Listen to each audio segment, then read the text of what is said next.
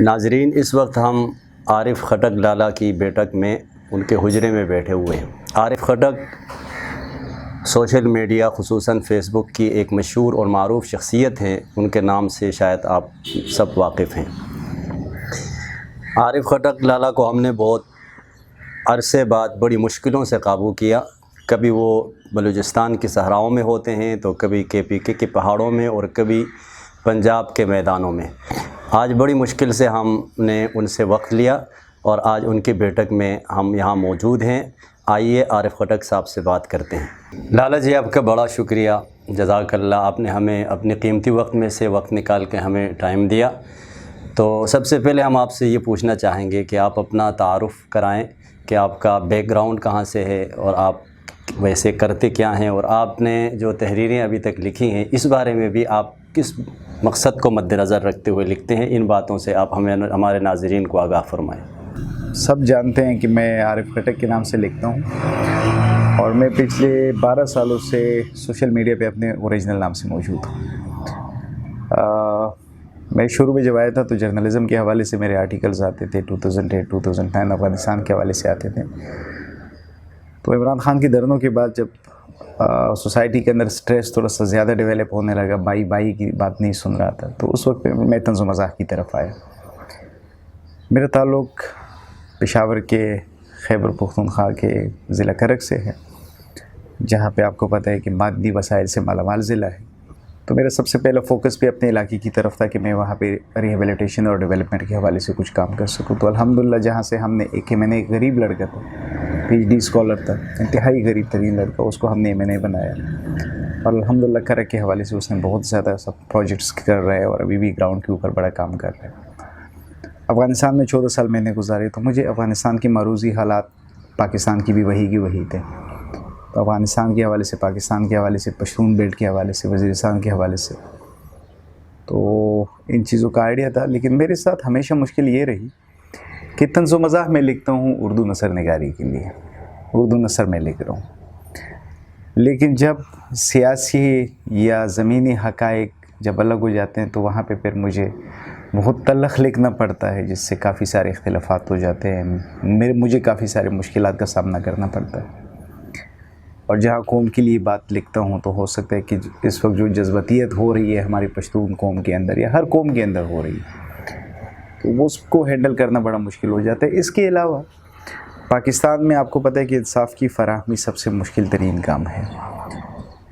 تو جب انصاف کے لیے اپنے وال سے میں جب آواز اٹھاتا ہوں تو الحمدللہ اس میں بھی اللہ کی خاص نصرت ہوتی ہے میرے ساتھ، تو میں وہ کام کر لیتا ہوں، مظلوم کے لیے میں اٹھ کھڑا ہو جاتا ہوں۔ سم ٹائم شرمندگی بھی ہونے لگتی ہے کیونکہ غلط انسان کو ہم لوگ سپورٹ کر لیتے ہیں، تو کافی لوگ شکوہ بھی کرتے ہیں۔ تو میں ان سے کہتا ہوں کہ نہ ہمیں سیلری مل رہی ہے، نہ ہمیں اس بات کی تنخواہ مل رہی ہے، لیکن ہم جو کچھ کر رہے ہیں وہ ہم اپنی مدد آپ کے تحت کر رہے ہیں۔ اور اردو نثر پہ میں جب لکھتا ہوں تو کافی لوگ اس کو قابل قبول اس لیے نہیں سمجھتے کیونکہ میں جو لکھتا ہوں بہت زیادہ کھلا ڈولا ہوتا ہے، لیکن میری طنز و مزاح میں بھی اگر آپ دیکھیں گے تو اس میں ایک تلخ سچائی ہوتی ہے، وہ جیتے جاگتے کردار ہوتے ہیں جو میرے آس پاس ہوتے ہیں۔ لیکن جس طریقے سے میں آپ کو ایک مثال دوں گا کہ ہمارے علماء کرام ممبر پہ بیٹھ کے ہمیں واعظ اور تلقین کرتے رہتے ہیں سنجیدگی سے، تو ہمارے لیے روٹین کا ایک حصہ ہے، جب وہ سن لیتے ہیں مسجد سے نکلتے ہیں تو ان کے ذہنوں سے وہ چیز چلی جاتی ہے۔ تو ہمارے پشتونوں میں ایک مولانا بجلیگر صاحب ہوا کرتے تھے، تو وہ اس کے لاکھوں کا مجموعہ ان کو سنتا تھا، کیونکہ وہ بیچ میں سے کافی چٹکلے اور چس اٹھانے والی باتیں کرتے تھے، تو لوگ اس کو بہت شوق سے سنتے تھے۔ اس مقصد کے لیے آپ بہت عرصے سے محنت کر رہے ہیں، لکھ رہے ہیں، اور ابھی تک آپ کو اپنے اس مقصد میں کتنی کامیابی ملی ہے اور آئندہ آپ کو کتنی کامیابی ملنے کی توقع ہے؟ کامیابی تو میں نہیں کہہ سکتا، لیکن ہمارے ہاں پشتونوں میں کافی ایسی روایات ہیں جس پہ ہم صرف افسوس کر سکتے ہیں، جس طرح عورتوں کی شادی میں، لڑکوں کی شادی میں پیسہ لینا، دشمنیاں۔ آپ نے بھی جب میرے ساتھ تھے تو آپ نے بھی میرے بھائی کی ایک افسانہ میں نے لکھا تھا اس پہ کہ دشمنی میں ہم لوگ 2 بھائی تھے اور ایک وہاں پہ مر رہا تھا تو اپنی ماں سے ملنے نہیں آ سکا، تو باپ اس کا نعش اور اس کی لاش لینے گئے۔ تو میں نے جب وہ لکھا تو اتنے کافی سارے لوگ اس افسانے پہ روئے، اور مجھے ان باکس میں اور ٹیلی فون پہ اتنے لوگوں نے تذیت کی، خاص کر آپ نے بھی مجھے تذیت کی کہ آپ کے روس والے بھائی کیسے ہیں۔ تو بیسیکلی وہ ایک افسانہ تھا، اس کا میری ذاتی زندگی سے کوئی تعلق نہیں تھا۔ تو جو ہمارے ہاں دشمنیاں ہوتی ہے، خاندانی روایت در روایت جو دشمنیاں چلتی ہیں، میں اس پہ لکھتا ہوں ہمارے پشتونوں کی جو کچھ برائیاں ہیں، کیونکہ میں خود بذات خود پشتون ہوں، تو میں اس بات کو سمجھتا ہوں کہ یہ میرا حق ہے کہ میں پشتونوں کے خلاف لکھوں، ان کو ان کی کمزوریاں بتاؤں، کیونکہ غیر پشتون بدقسمتی سے اگر پشتون کے خلاف لکھتا ہے تو اس سے بہت بڑے ایک تعصب کا تاثر اڑتا ہے، اور ہم پشتون تھوڑے سے نازک مزاج اور تھوڑے سے حساس طبیعت کی بھی مالک ہیں۔ پی ٹی ایم کی جو تحریک ہے، جب اس نے شروع میں سر اٹھایا تو بہت سارے مدارس کے طلباء، دیندار لوگ اور ایکس وائی زیڈ مطلب ہے کہ اسکول کالج کے طلباء سمیت سب نے اس کو مطلب ہے کہ بہت زیادہ پروموٹ کیا اور اس کے ساتھ دینے کی مطلب ہے کہ حوالے سے انہوں نے آواز اٹھائی۔ تو سب سے پہلے اس کے خلاف میرے اندازے کے مطابق جہاں تک میں نے دیکھا ہے، آپ نے سب سے پہلے قلم اٹھایا تھا۔ تو اب تک پی ٹی ایم کی تحریک کے اندر جو ڈیولپمنٹ ہوئی اور جو اس کا فی الحال جو وہ ہے کہ اس کا جو فی الحال جس طریقے سے وہ چل رہی ہے اور مستقبل میں اس کے مطلب ہے کہ کیا نتائج آپ دیکھ رہے ہیں؟ پشتون تحفظ تحریک یا مومنٹ یہ ایک حقیقت ہے، اسے آپ آنکھیں نہیں چرا سکتے۔ جب پشتون تحفظ تحریک بن رہی تھی، بلکہ اس کے بننے سے پہلے منظور پشتون اور میں ہم بہت کلوزلی اس کو واچ کر رہے تھے، تو میں نے منظور کو ایک مشورہ دیا تھا کہ منظور، اس وقت پاکستان میں سارے طبقات، سارے اقوام حالت جنگ میں ہیں۔ جنوبی پنجاب کی کتنے لوگ ہیں جو کہ مسنگ پرسنس ہو چکے ہیں، پنجاب کے اندر جو غریب طبقہ ہے ان کے ساتھ کافی پرابلمس ہیں، بلوچوں کے ساتھ کافی ناراضگیاں ہیں، کافی پرابلمس ہیں، پشتون کے ساتھ کافی ہیں۔ تو بجائے اس کی کہ ہم اس کو ایک طبقے تک محدود رکھیں، ہم نے پورے پاکستان، پوری ریاست کی آواز اٹھانی ہے۔ سب سیاسی جماعتوں نے ویلکم کیا، لیکن بدقسمتی سے ہمارے پشتون بیلٹ میں جو 2 لسانی تنظیمیں ہیں، ان کی پہلی کوشش تھی کہ وہ اس تنظیم کو، اس تحریک کو ہائی جیک کر کے اپنے مطلب کے لیے استعمال کر لے۔ تو ظاہری بات ہے مختلف الخیال لوگ اس کے اندر جمع ہوتے گئے، جس میں مذہبی طبقہ سر فہرست تھا، کیونکہ سب سے زیادہ مسنگ پرسن میں مذہبی طبقہ آیا ہے، لیبرل کوئی اتنا نہیں ہوا، تو مذہبی طبقہ سب سے زیادہ متاثر تھا۔ تو انہوں نے پی ٹی ایم کے آواز پہ لبیک کہا، ان کے ساتھ شامل ہو گئے، اس میں لیبرل بھی شامل ہو گئے، اس میں ہر طبقے کے لوگ، اس میں خواتین بھی، ایون کے بچے بھی شامل ہو گئے۔ لیکن جب میں نے آپ کو پہلے بتایا کہ جو لسانی تنظیموں نے اس آڑ کے اندر جو گن مچانا تھا، سب سے پہلے تو ان سے یہ غلطی ہوئی کہ انہوں نے پشتون اقدار کے اوپر انگلیاں اٹھانی شروع کر دی، ترقی کے نام کے اوپر۔ دوسرے، انہوں نے یہ غلط کام کیا کہ جو وزیرستان کی ایک خصوصی ذہنیت ہے قبائلوں کی، جو کہ احساس برتری کا شکار ہے، جو وہ کہتے ہیں کہ ہم وزیرستان کے پشتون دوسری پشتونوں سے ہم برتر ہیں، اس نے پشتون ازم کے اس نظریے کو بڑا نقصان پہنچایا۔ اور تیسرا نقصان ان کو پہنچایا جو این جی اوز زدہ لوگ جو کہ پہلے سے کام کر رہے تھے، امریکن بیسس کے اوپر کام کر رہے تھے، تو میں نہیں نام لینا چاہتا، وہ خواتین نے آ کر جو تصویر پورٹریٹ کی پوری دنیا میں پشتونوں کے لیے، وہ ناقابل قبول تھی۔ تو میں نہیں سمجھتا کہ صرف ان جیسے چھوٹے سے لوگوں کے طبقے کی وجہ سے پی ٹی ایم کو کوئی اتنا نقصان پہنچے گا۔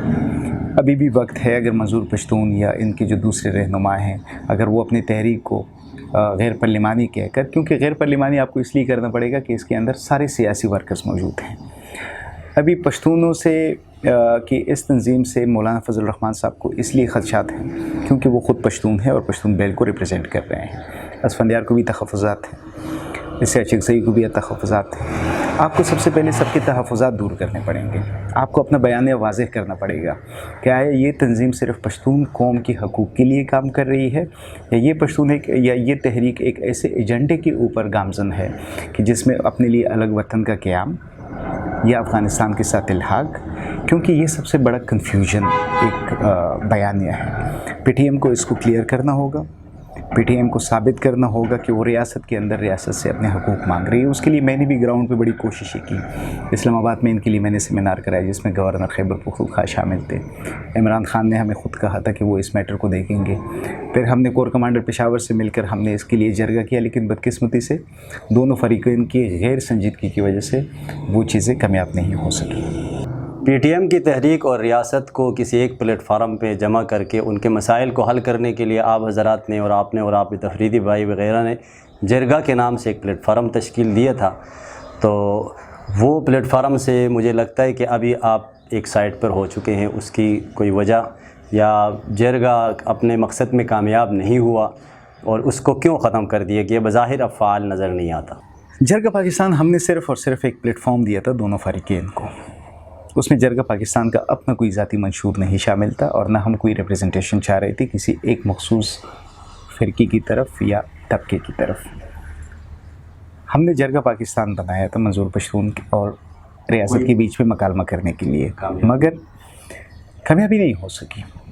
اس کی وجہ یہ ہے کہ دونوں طبقے میں سے ایک بھی طبقہ سنجیدہ نہیں تھا، نہ فوج، نہ ریاست اور نہ منظور پشتون کے گروہ.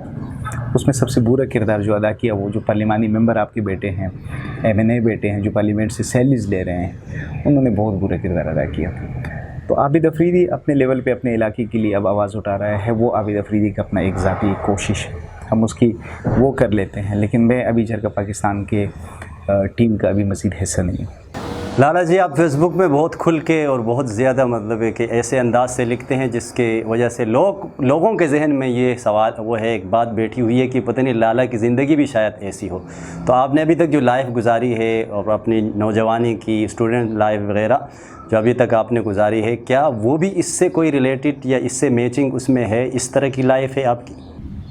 کافی سارے لوگ مجھ سے پوچھتے ہیں کہ لالا آپ جس طریقے سے فحش لکھتے ہیں اور جس طریقے سے گناہوں والے الفاظ ہوتے ہیں، تو یہ آپ کی واقعی آپ خود کرتے ہیں یا کر چکے ہیں؟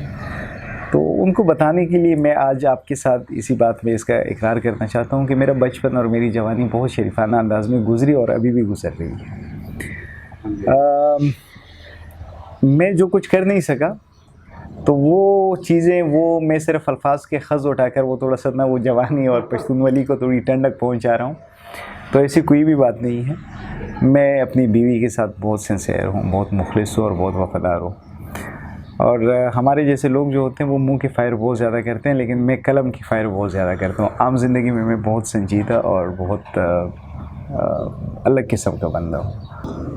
عارف بھائی، آپ کا بہت بہت شکریہ. آپ نے ہمیں اپنے قیمتی وقت میں سے وقت نکال کے ہمیں ٹائم دیا، ہمارے ساتھ بیٹھے اور ہمارے سوالات کا جوابات دیے. اس پر ہم آپ کا شکریہ ادا کرتے ہیں. اللہ تعالیٰ آپ کو جزائے خیر دے. بہت بہت شکریہ. ناظرین، عارف خٹک صاحب کے ساتھ جو ہماری نشست ہوئی، سوالات ہوئے، جوابات ہوئے اور ان کی جو باتیں آپ حضرات نے سنی، امید ہے کہ آپ کو ہمارا یہ انٹرویو پسند آ گیا ہوگا. اگر یہ پسند آئی یہ ویڈیو آپ کو تو اسے شیئر کریں، لائک کریں اور ہمارے چینل کو سبسکرائب کریں. بہت بہت شکریہ.